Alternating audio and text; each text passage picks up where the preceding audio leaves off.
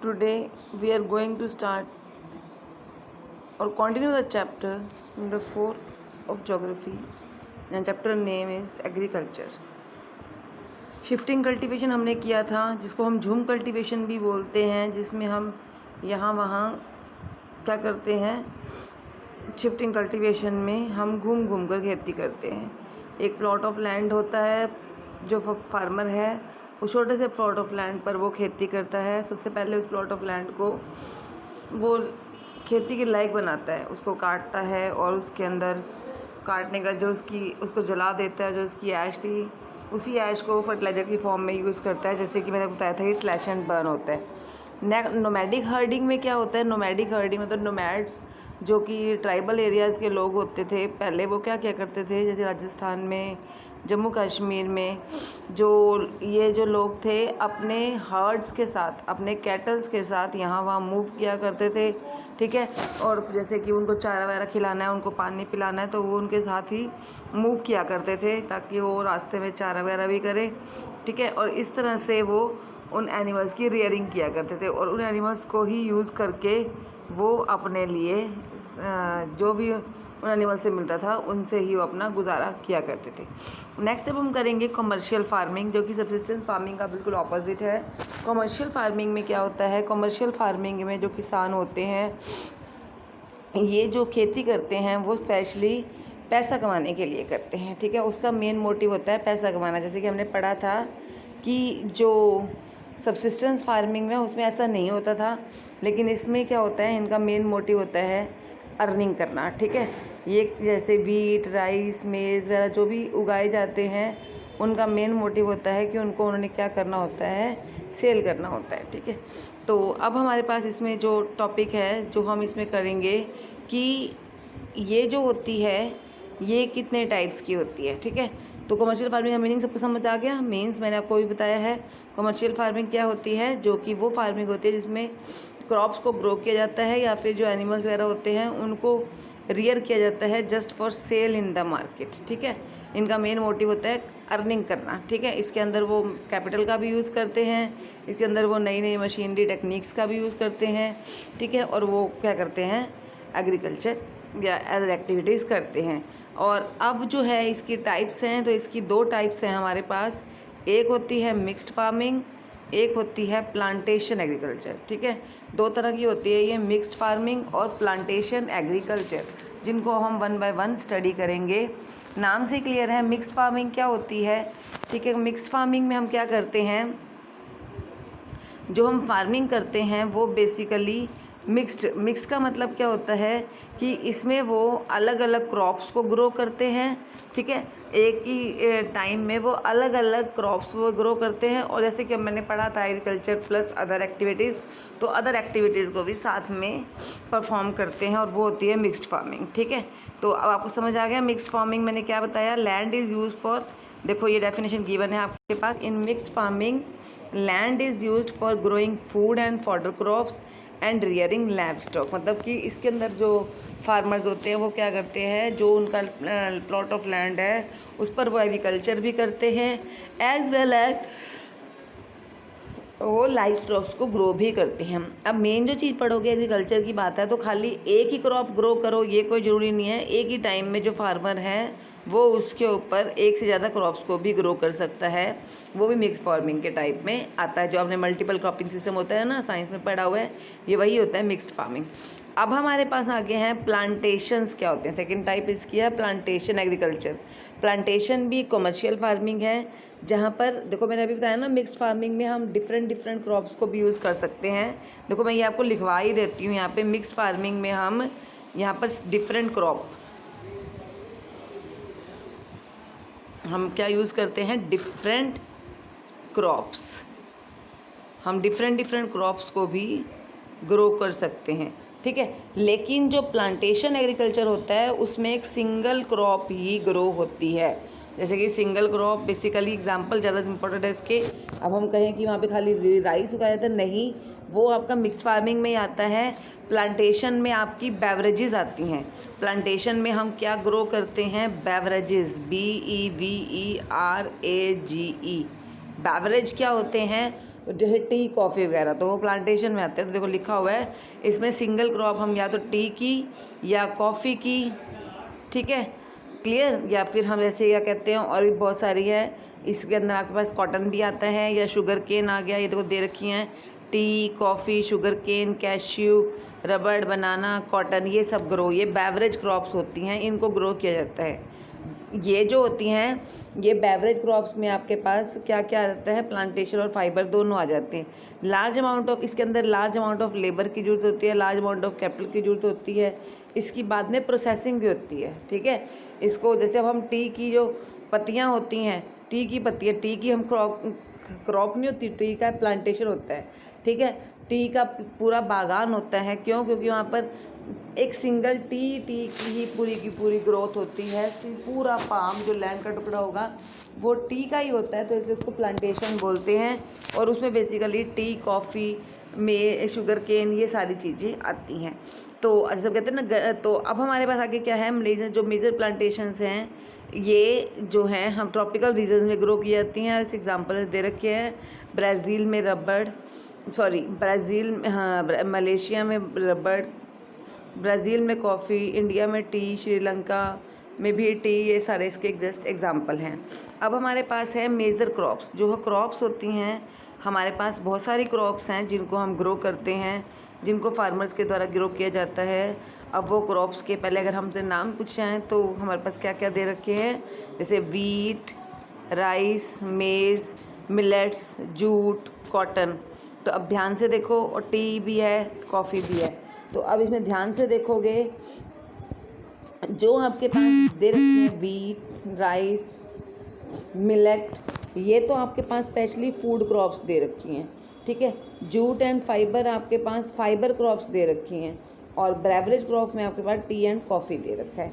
दिख गया आपको ध्यान से? तो ये चीज़ें ध्यान रखना कि एक क्लासिफिकेशन है, क्रॉप्स को हम बहुत सारे वे में क्लासीफाई करते हैं, जैसे कि फूड क्रॉप्स होती हैं और बेवरेज क्रॉप्स होती हैं और फाइबर क्रॉप्स होती हैं। राइस, वीट, मेज़, ये सारी आपकी फूड क्रॉप्स होती हैं। कॉटन एंड जूट, कॉटन और जूट मतलब कपड़े के लिए यूज़ होती हैं, तो ये फाइबर का मतलब कपड़ा होता है, का फाइबर क्रॉप्स होती हैं। और बेवरेज अभी आपको मैंने बताया था जो बागान होते हैं, बागान टाइप होते हैं, वो टी और कॉफ़ी जैसे ये होती हैं, आपकी बेवरेज क्रॉप्स होती हैं। अब आप इनको वन बाय वन अगर स्टडी करते हो तो देखो, सबसे पहले है आपके पास राइस। सबसे पहले आप अगर स्टडी करते हो तो हमारे पास कौन सा है, राइस। तो राइस आपको पता है हमारा सबसे इम्पॉर्टेंट, राइस जो है हमारा सबसे इम्पॉर्टेंट फूड है, ठीक है, जो कि इंडिया में यूज़ होता है। राइस जो है स्टेपल फूड भी कहलाया जाता है, पूरे वर्ल्ड का ये फूड होता है और इसको हम स्टेपल फूड भी बोलते हैं। अब इसका देखो टेम्परेचर वगैरह गिवन है कि इसके लिए टेम्परेचर वगैरह ग्रो करने के लिए कैसा चाहिए, तो आपको पता होना चाहिए। इसके लिए हाई टेम्परेचर, हाई ह्यूमिडिटी और हाई रेनफॉल चाहिए, एलुवियल क्लेई सॉयल चाहिए, ठीक है, राइस को ग्रो करने के लिए, क्लियर। और हमारी India as well as China और भी बहुत सारी कंट्रीज जैसे कि श्रीलंका, इजिप्ट जो है राइस के बहुत अच्छे वो हैं, कल्टीवेटर्स हैं। सेकंड है हमारे पास वीट वीट भी हमारा एक कौन सा क्रॉप है, फूड क्रॉप है। वीट के लिए हमें मॉडरेट टेम्परेचर चाहिए और रेनफॉल चाहिए, ठीक है। और उसके बाद ये बेसिकली आपको पता है ये विंटर सीजन में ग्रो होती है। और वीट बेसिकली इंडिया और as well as other countries like USA, Canada, ठीक है, इन जगह पर भी ग्रो होती है। देखो लिखा भी है इंडिया में ये विंटर सीजन में ग्रो होती है, ठीक है। Now third is millets, they are also known as coarse ग्रोन्स।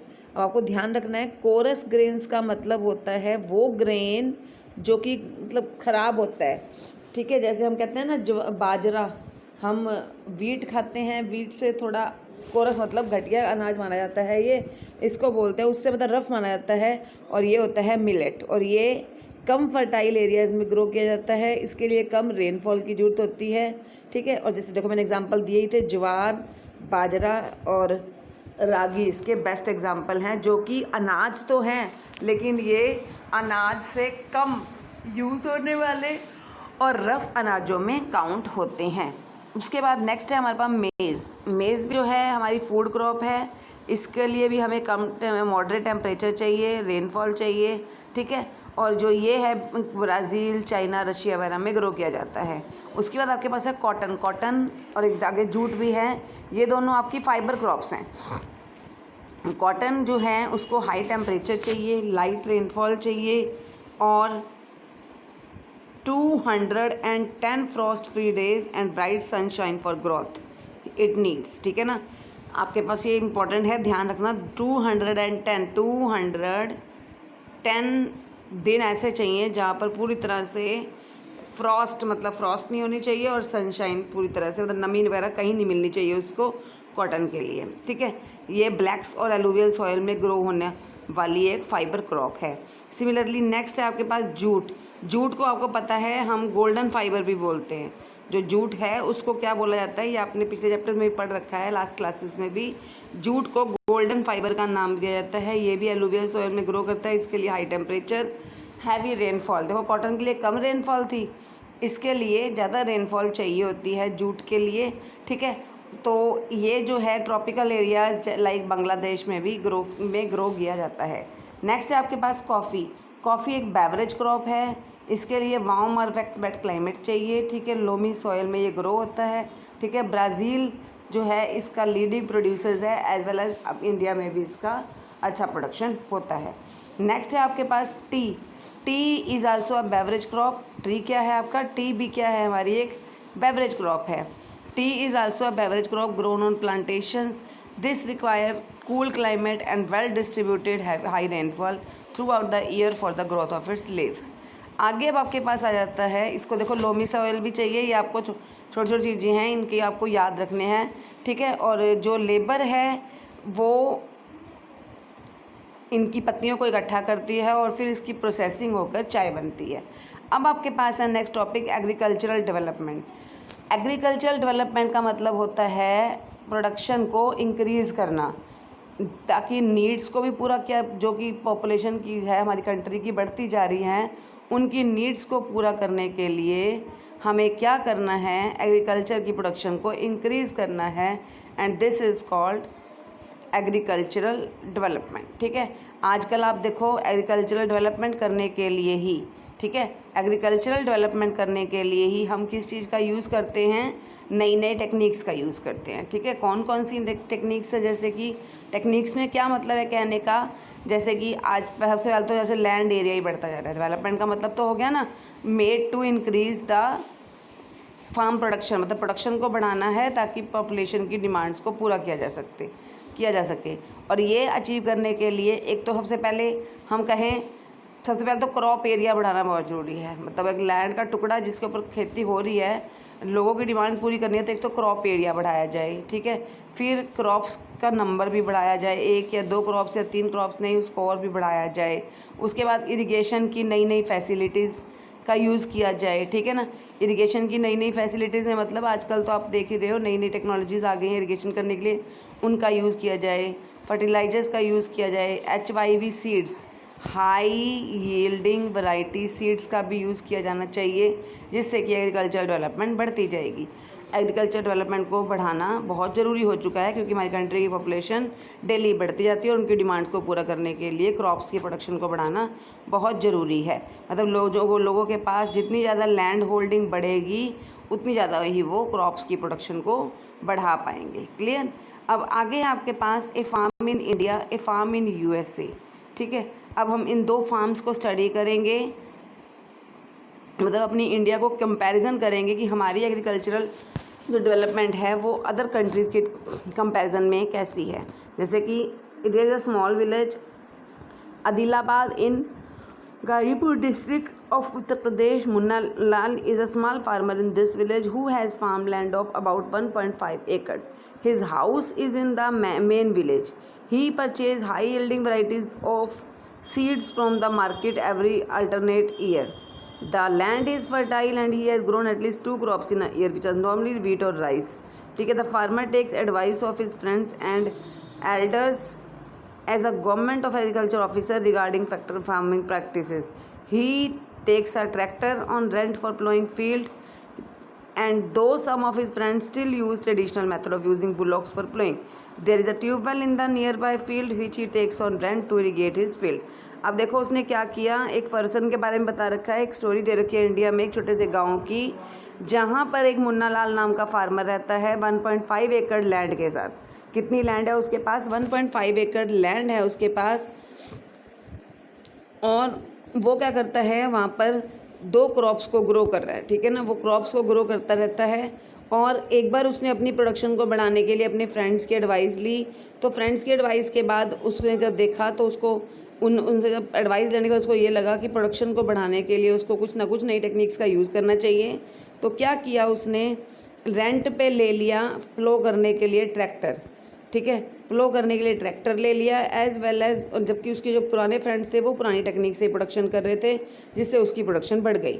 Munna Lal के पास 2 बफेलोज भी हैं, हैंस भी हैं, उनका वो मिल्क भी बेचता है एज वेल एज़ अंडे वगैरह बेचता है, ठीक है। वो कोऑपरेटिव सोसाइटी का मेंबर भी है, क्लियर। और उन्होंने भी उसको एडवाइस दी कि उसको अपने एनिमल्स को अच्छा फॉडर देना चाहिए, ठीक है, ताकि उसका लाइफ स्टॉक और ज़्यादा अच्छी तरह से ग्रोथ करे और उसकी जो है प्रोडक्शन है वो बढ़े। All the members of family help in various farm activities. उसकी फैमिली मेम्बर्स ने भी उसकी फार्म एक्टिविटीज़ में हेल्प करी।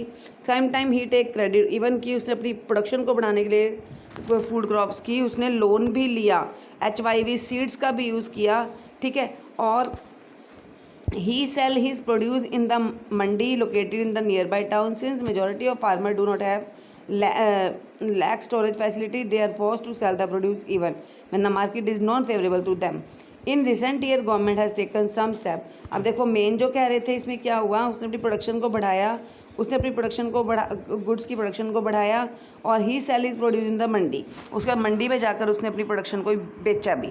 Since majority of the farmer, हालांकि और इतने टाइम तक उसने संभाल के भी रखा, उसको अच्छी तरीके से उसकी स्टोरेज भी करी थी, हालांकि उसके फ्रेंड्स के पास ये फैसिलिटी नहीं थी, उनको बेचारों को साथ के साथ ही अपनी प्रोडक्शन को बेचना पड़ रहा था, चाहे मार्केट में डिमांड हो चाहे ना हो। तो कहने का मतलब जो इम्पोर्टेंट है, अगर मार्केट में डिमांड नहीं होगी तो उनको प्रॉफिट कम होगा, ठीक है। तो यही हुआ, उसके फ्रेंड्स को प्रॉफिट कम हुआ, लेकिन उसने ऐसा नहीं किया। अब है आपके पास ऐसे ही फार्म इन USA। पहले स्टोरीज पढ़ेंगे फिर इनका कंपैरिजन करेंगे। तो फार्म इन USA में क्या है, the average size of a farm in USA is much larger than that of Indian farm. देखो पता ही है आपको, इंडिया के फार्मिंग के कंपैरिजन में जो USA के फार्मर्स होते हैं उनकी लैंड ज़्यादा होती है, ठीक है। उसके बाद देखो 1.5 कहाँ, और यहाँ पे क्या है 250 हेक्टेयर्स। उनका सिर्फ 1.5 हेक्टेयर है, ये 250 हेक्टेयर्स लैंड है। And he reside in the farm, और अपने खेत के पास ही वो रहता है। वो क्रॉप्स भी बहुत सारी देखो ग्रो कर रहा है, wheat, cotton and sugar beet, ठीक है। और नाम क्या है, जो होरान, एक मिड वेस्ट USA का एक पर्सन है जो फार्मर है, और वो अपनी खेती में ग्रो कर रहा है। वो बहुत सारी नई टेक्निक्स का यूज़ करता है अपनी खेती को करने के लिए, और अपने खेती को बचाने के लिए पेस्ट्स का भी यूज़ करता है, ठीक है। टाइम टू टाइम वो अपनी सैंपल्स के लिए भी अपनी सॉइल को बेचता है, ठीक है। तो मीन्स ताकि उसमें अगर न्यूट्रिएंट्स कम हो गए तो उन न्यूट्रिएंट्स को दोबारा से वो अच्छी तरह से ग्रो कर सके, फर्टिलाइजर प्रोग्राम यूज़ कर सके।